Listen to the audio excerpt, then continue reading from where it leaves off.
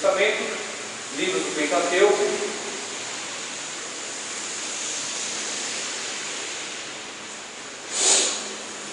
E agora a gente vai tratar aí de alguns livros. Então a gente já teve a aula acerca de uma tese de formação. Vamos fazer aqui algumas aulas de comentário acerca desses livros. E a gente passando esses comentários, isso aqui está tudo gravado já foi gravado, vou passar para vocês. A gente pode dar sequência, pode vir para cá. Introdução aos livros poéticos, é isso que a gente vai tratar hoje, introdução aos livros poéticos. Então a gente vai ver aqui como a teologia vai explicar acerca da formação desses livros, qual é o papel deles no cânon, né, na Tanakh, na nossa Bíblia, né, na Bíblia Sagrada, no Antigo Testamento, e período de formação, quanto tempo para se formar, quais são as tradições acerca dos autores, né, como foram canonizados, como entraram para fazer compor, né, a coleção de livros. Então a gente vai sistematizar aqui essa questão da formação dos livros, das principais teorias, né, da admissão ao cânon, e o comentário livro a livro. Tem uma parte gravada e a gente vai gravando os demais e vai passando para vocês.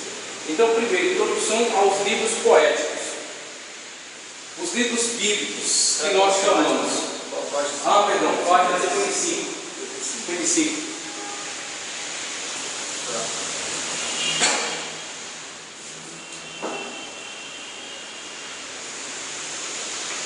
Os livros bíblicos que nós chamamos de poéticos, os judeus os chamam de Ketubim, ou seja, os demais escritos. Na Septuaginta, cânon grego, eles são chamados de agiógrafos, ou seja, escritos sagrados. Então, primeiramente, o Ketubim, no texto do Antigo Testamento hebraico. O Ketubim é uma das áreas da Tanakh.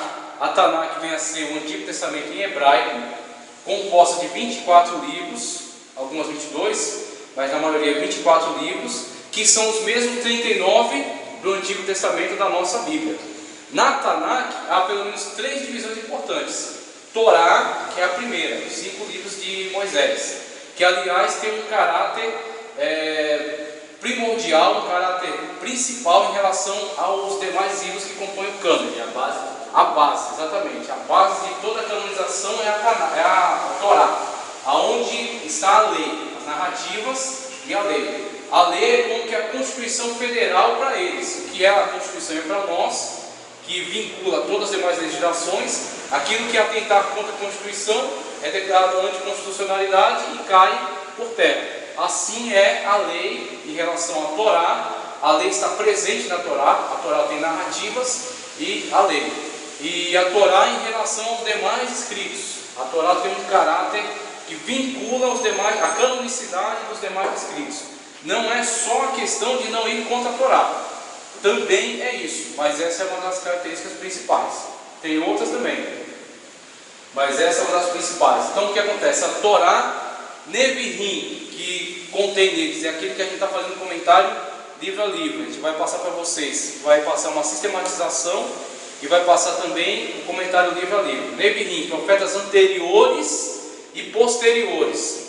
Josué, Juízes, Samuel, o livro dos reis, profetas anteriores e profetas posteriores, que nós dividimos em profetas maiores e menores.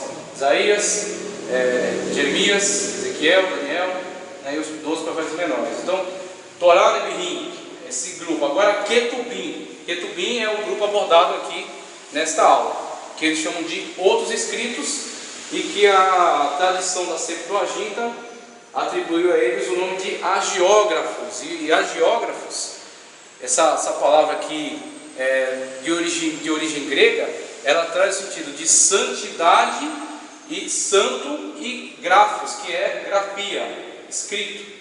Então, escritos santos, ou santos escritos. Hagios, grafia, ou gráficos. Hagiógrafos, escritos sagrados. Então a Septuaginta dá essa conotação a esses escritos. E são eles: Jó, Salmos, Provérbios, Eclesiastes e Cantares. Pronto, isso aqui é principalmente a concepção da Septuaginta. principalmente a concepção da Septuaginta, esse grupo de livros aí que foram mencionados por ele. A gente vai ver na próxima essa divisão mais clara que se faz entre a concepção de livros. Aliás, eu já vou colocar, depois eu volto nesse aí, a concepção de livros sagrados numa Bíblia e a concepção de livros sagrados para a outra Bíblia. Então, ó, são eles Jó, Salmos, Provérbios, Eclesiastes e Cantares. Alguns estudiosos incluem nesse grupo as Lamentações de Jeremias. No cânon hebraico tradicional, contudo, apenas Jó, Salmos e Provérbios são chamados de poesia. Eclesiastes e Cantares fazem parte do grupo dos livros chamados os 5 rolos, lidos anualmente por ocasião das 5 festas sagradas dos judeus. Esses livros são chamados poéticos por Esses livros não são chamados poéticos por romancearem seus relatos ou por tratarem de assuntos imaginários ou irreais, o que é a concepção de romance hoje. Se você vai em uma livraria e você adquire um livro, eu quero um romance, aí o pessoal pega a Agatha Christie, um romance policial, pega um outro romance aí qualquer, aí você vai ler uma história fantasiosa que pode ter alguma referência à realidade, a fatos reais até, mas que no seu bojo, seu contexto predominante é romanceado, sai da cabeça de um homem que escreveu assim, independente da habilidade dele, se torna-se interessante ou não, mas não tem compromisso com a verdade, não tem compromisso com a realidade, uma vez que você mesmo optou por adquirir um romance. Esse tipo de romance não cabe nessa designação aqui. Não cabe nesse tipo de poesia que estamos tratando aqui.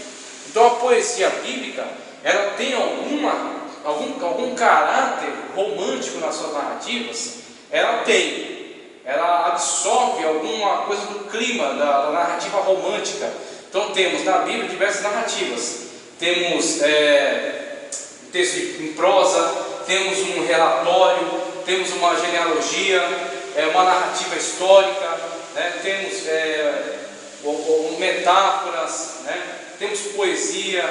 Então, dentre as diferentes narrativas, há diferentes gêneros literários.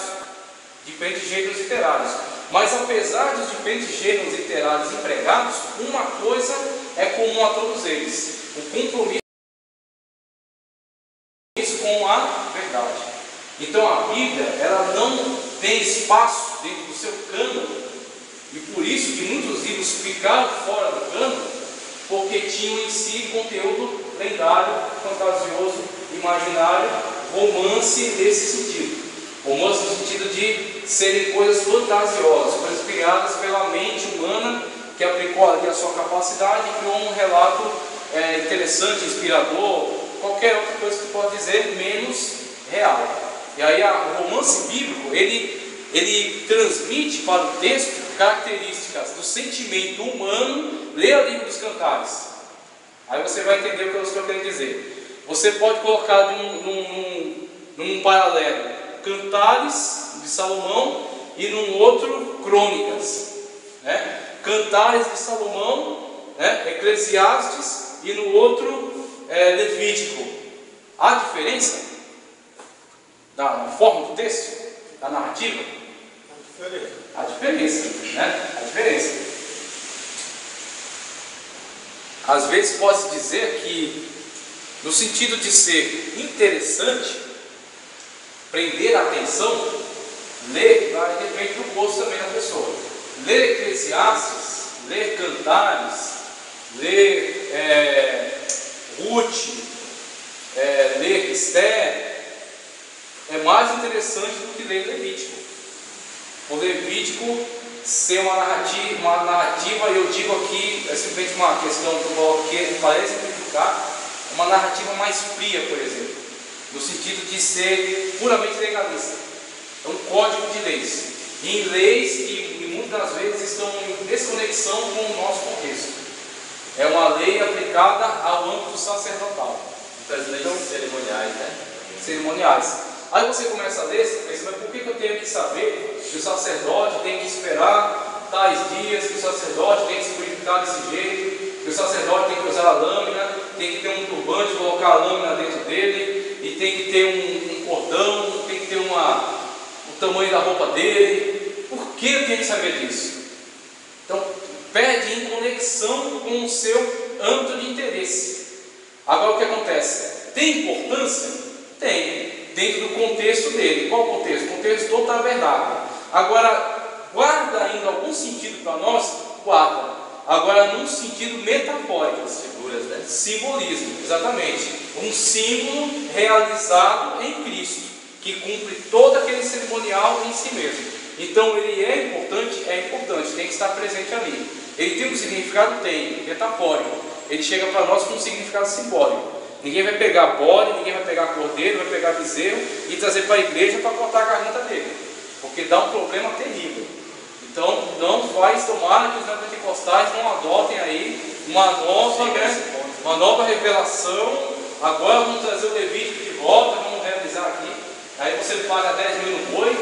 Então, não é por aí. Agora, qual é a questão? A questão é perceber que a Bíblia tem livros, características literárias distintas. Ela tem em si mesma, a Bíblia é uma biblioteca. Então, a mesma Bíblia que tem espaço para Levítico, tem espaço para crônicas, para genealogias, ela tem espaço para Cantares de Salomão. Um livro extremamente poético, um livro de uma profundidade de romance, de sentimentos humanos, de características sentimentais, né? E que tem também dentro do seu bojo algo de profético, né? Tem características proféticas na relação de Cristo com a igreja. Tem no seu contexto, tem, mas não é só isso. A maior característica dele é ser de fato um livro que trata dos relacionamentos humanos, sentimentos humanos. Salomão imprimiu isso nas suas páginas. Então, claro, há uma distância entre uma característica e outra, mas há espaço para ambos, desde que ambos estejam imbuídos no compromisso da verdade. Então, o romance dentro da Escritura Sagrada não é desculpa, não é licença poética para se falar acerca de coisas irreais. Isso não há espaço na Bíblia para isso. Agora, tratando aqui ainda da introdução, ele elenca aqui quais livros são considerados poéticos dentro de uma tradição e dentro de outra tradição. Então, dentro da tradição que tem como origem a interpretação do texto hebraico original para a Septuaginta, aí pelo menos anos 130 a.C., quando é encomendada a vinda daqueles sábios e é feita a tradução do hebraico para o grego da época, o grego koiné, provavelmente, e é atribuída a ela o nome Septuaginta, e da Septuaginta depois, Jerônimo, 300 e pouco depois de Cristo, traduz para o latim e dá-lhe o nome de Vulgata, e a tradição protestante recorre tanto ao hebraico original, mas preserva a organização da Septuaginta e da Vulgata. Eles mantêm esta lista de livros aqui. Quais são os livros considerados livros poéticos ou sapiensais dentro da nossa escritura? Jó, Salmos, Provérbios, Eclesiastes, Cantares. Alguns teólogos, alguns estudiosos inserem Lamentações. Entendem que Lamentações é um gênero semelhante a eles. De fato, Lamentações traz um gênero semelhante a Eclesiastes, semelhante a Cantares. Cantares é um livro mais jubiloso, de alegria. Lamentações, como o próprio nome diz, é um livro fúnebre, de tristeza, de amargura, né? Expressar aí esse sentimento de pesar, mas traz um gênero semelhante. Agora, o que acontece? A ordem seguida originalmente pela Tanakh, que é a Bíblia hebraica, o Torá, Nevi'im, Ketubim, não mantém essa organização, não adotava essa organização. Isso aí foi uma transformação sofrida na Septuaginta. Então, na Tanakh temos Jó, Salmos e Provérbios como os livros excepcionalmente qualificados como poéticos. Jó, Salmos e Provérbios são os livros poéticos da Tanakh. São um conjunto de livros aos quais é dado essa característica, livros poéticos. E Eclesiastes Eclesiastes e Cantares, que na nossa está relacionado àquele conjunto, na Tanakh eles estão inseridos em outro conjunto de livros. Então, além da organização que temos a Tanakh, de Torá, Nevi'im e Ketubim, há também, dentro do Ketubim, há uma subdivisão. Há uma subdivisão, que é com relação aos 5 livros de Megiló, chamado Megiló, estojo de 5 livros, que eram livros lidos durante determinadas ocasiões, determinadas festas. Então, aqui a gente tem que entender o seguinte: a forma de preservação dos livros da antiguidade. Os livros eram rolos que alcançavam aí 15 metros, 30 metros, havia rolos até de 45 metros, de papiro ou de pergaminho enrolado. Então não havia mobilidade fácil para um livro desse. Com isso, não se podia ter uma Tanakh inteira à disposição na hora que quisesse. Haviam livros adequados para essa ocasião, livros adequados para aquela ocasião. Com isso temos até a palavra Pentateuco nos remete a essa ideia. Penta 5 teukos, que é o estojo para armazenamento desses livros. De cara você já tem um entendimento. Esses 5 livros vão estar nesse estojo. Guardados nesse estojos, né? Um estojo, exatamente. E outra coisa, sim. Então significa dizer que quando Cristo se levantou na sinagoga para ler, eles estavam estudando aquele livro ou eram estudados vários livros? Provavelmente estava estudando aquele estojo de livros, que aí tinha o Nevi'im, os profetas anteriores. Ele teria lido Josué ao Samuel. Profetas posteriores ele leu em Isaías. E aí, se ele abre o último conjunto do Nevi'im, ele teria aberto aquele conjunto de 12 profetas agrupados num livro só. Então, com isso temos, Jesus abriu um estojo de livros onde estava o Nevi'im, os profetas posteriores. O livro de Isaías e pegou. Exatamente, aí pega o livro de Isaías e ele encontra, conforme o autor fala, ele encontrou tal passagem. Então, com isso, a gente começa a entender que esses livros ficavam reservados num determinado grupo. Era um estojo próprio para ser lido nessas ocasiões. Lamentação pela queda do muro de Jerusalém, festa do Purim, com Esther, festa dos tabernáculos com Ruth. E aí era lido o livro nessa ocasião. O livro era lido, o povo tomava conhecimento nas sinagogas. Principalmente, isso aqui, esse contexto, principalmente cativeiro babilônico. No cativeiro babilônico não era possível ter todos esses livros. Isso aí ia ser organizado ainda. Isso existia, mas estava espalhado. Esdras vai ser aquele que tem o mérito de organizar toda a Tanakh.